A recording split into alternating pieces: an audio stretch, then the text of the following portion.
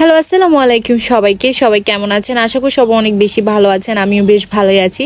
তো আমার একটা ব্রাইডাল শ্যুট ছিল, তো কোন পার্লারে করেছি, কি করেছি সবকিছু নিয়ে থাকছে আজকের ব্লগ। তো ফার্স্টে হচ্ছে আমি রেডি হয়ে চলে যাচ্ছি। তো আপু আমাকে টাইম দিয়েছিল যে সকাল 10টায় স্যালুনে থাকতে হবে। তো আমি আজকে একদম সকাল সকাল ঘুম থেকে উঠে সুন্দর করে হচ্ছে আপুর স্যালনে চলে যাচ্ছি। এখন আপনাদের সাথে কথা বলবো জাফরান হেয়ারে কিছু কম্বো নিয়ে।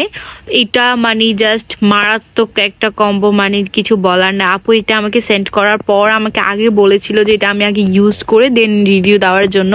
ট্রাস্ট মি গাইস, আমার চুল উঠতে উঠতে লিটারালি আমি টাকলা হয়ে যাচ্ছি, এরকম একটা অবস্থা। তারপর আপু আমাকে এই জাফরান হেয়ারের কম্বোটা সাজেস্ট করে। এটা খুবই ভালো, আমি আজকে প্রায় 1 মাস ধরে এটা ইউজ করতেছি, অলরেডি শেষও হয়ে আসছে। জাফরান hair shampoo, hair oil, hair mask, এই 3টা ব্যবহারের ফলে আপনাদের চুল পড়া বন্ধ হয়ে যাবে। আর নিয়মিত 1 মাস ব্যবহার করলে 3 ইঞ্চি পর্যন্ত চুল লম্বা করবে, নতুন করে চুল গজাবে, চুলের গোড়া শক্ত হবে। আর এই 3টা প্রোডাক্ট আপনারা পেয়ে যাবেন রিয়া কুইন ফ্যাশন ফেসবুক পেজে। পেজ লিঙ্ক আমি আমার ক্যাপশনে মেনশন করে দিয়েছি, আপনারা চাইলে পেজটা ভিজিট করতে পারেন। সো আপুর পার্লারের লোকেশন অনেকে আমার কাছে জানতে চাইছেন। তো আপুর পার্লারের নাম হচ্ছে গ্লিমার গ্লো বিউটি স্যালুন, শুধুমাত্র মহিলাদের জন্য। আর এটার লোকেশন হচ্ছে জিয়া মহিলা কলেজের বিপরীত পাশে, অর্থাৎ হোলি ক্রিসেন্ট স্কুলের পশ্চিম পাশের গলিতে আপুর পার্লারটা। সো আমি হচ্ছে চলে আসছি, যেহেতু এটা আমার ফার্স্ট ব্রাইডাল শ্যুট ছিল, আমি একটু এক্সাইটেড ছিলাম।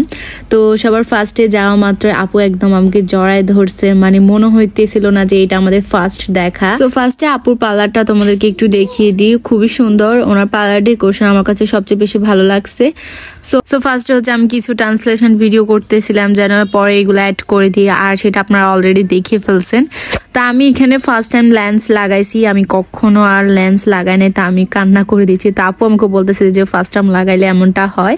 দেন তারপর হচ্ছে আমরা নাস্তা খেয়ে নিচ্ছিলাম। তো এখানে নাস্তা খাওয়া শেষ, দেন এখানে হচ্ছে সুন্দর করে আপু একের পর এক সাজাচ্ছিল।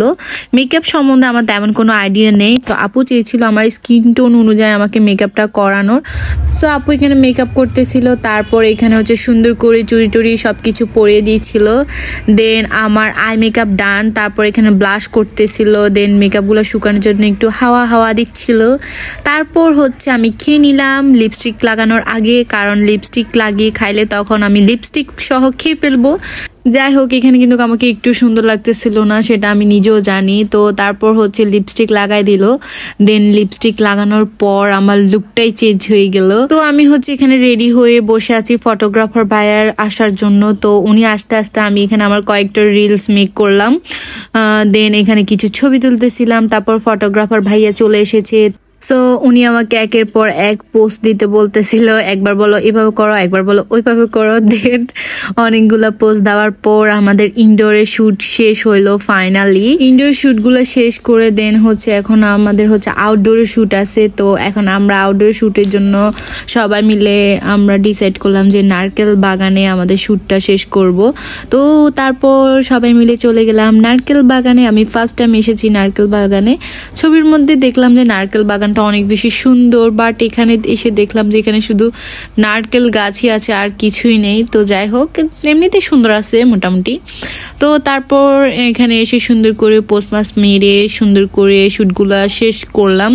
এত বেশি টায়ার্ড লাগতেছিল, যেহেতু এটা আমার ফার্স্ট ব্রাইডাল শুট ছিল, আমি জানতাম না, মানে এত বেশি প্যারা লাগতেছিল তখন, কি বলবো।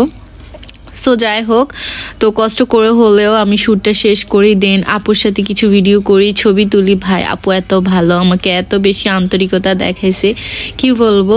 যাই হোক, তো ফাইনালি আমার শ্যুটটা শেষ হলো। আর তোমরা অনেকে লেহেঙ্গাটার কথা জিজ্ঞাসা করছো, ভাই আমি জানি না, এটা আপুরা নিয়ে আসছে, তো ওনারা কোথা থেকে আনছে সেটা তো আমি জানি না। তো যাই হোক, তো ফাইনালি আমার শ্যুট শেষ হয়ে সবকিছু চেঞ্জ করে এখন আমার কাছে অনেক বেশি হালকা লাগতেছিল। সো ফাইনালি আমি আমার বাসার উদ্দেশ্যে রওনা দিলাম। সেই সকালবেলা এসেছি, এখন প্রায় 6টার মতো বেজে গেছে। সো যাওয়ার পথে এখানে একটা নার্সারি দেখলাম, তো ওইখানে ঢুকে দেখতেছিলাম যে বাসার জন্য কিছু ফুল নিব। তো এখান থেকে ফুল নিয়ে দেন সুন্দর করে বাসা চলে আসলাম। তো আজকে ভিডিওটা ভালো লাগলো অবশ্যই একটা লাইক কমেন্ট করবেন। So thanks for watching and আসসালামু আলাইকুম এভরিওয়ান।